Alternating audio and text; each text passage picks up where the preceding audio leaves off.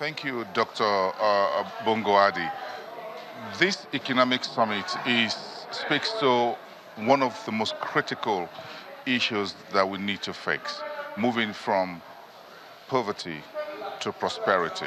If we look at China, raising millions out of poverty and making even far more millionaires just within a decade. Do you think we've had a bit of a learning curve for what needs to be done on the government side? Well, the economic summit has become like an annual ritual. But the good thing about it is that it creates the atmosphere, the environment, the opportunity for the private and the public sector to have a sincere and open dialogue on the economy.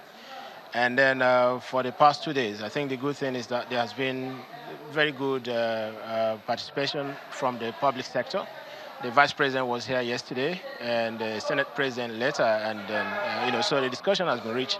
Now we are talking about the soft issues that are very critical for development, which are governance and institutions.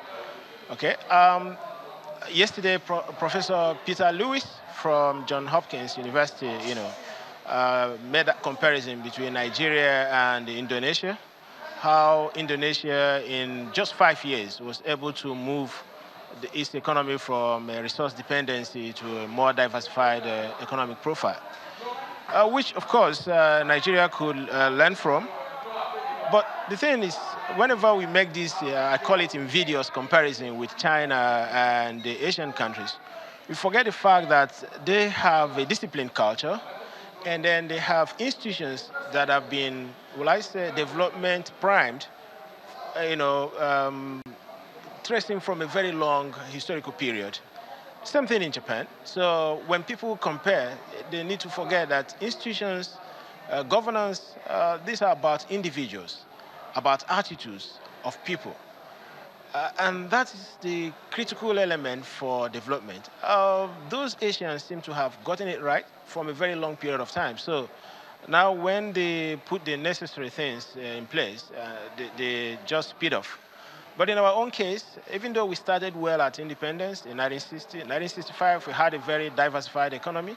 We were actually more diversified than Indonesia, even in 1980. So around the mid-90s, Indonesia overtook us. So it's not actually been long. So why did that happen? Because it looks like these cultures, I prefer to call them cultures of development, had the enabling institutional climate that made development possible. So all they needed were the ingredients, but the soft issues of human capital, human behavior were all in place. The mindset for development was there. But in our own case, I would say that we haven't gotten that mindset, and that is why all the investment we seem to have made seem to have kind of dissipated. Dr. Adi, do you think that the organized private sector is putting enough pressure? Do you think businesses are putting enough pressure on the elected officials to do the right thing to make this transition possible and as quickly as possible? Or do you think all these engagements are becoming more rhetorical than impactful in the actual sense of what the private sector, the academia needs to speak up against and fast track things to happen?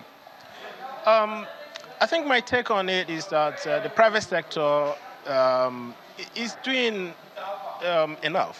Well, maybe not enough, but they are trying, because this annual economic summit, prior to this, I can't think of any other forum that brings the private and the public sector to the table to discuss these critical issues.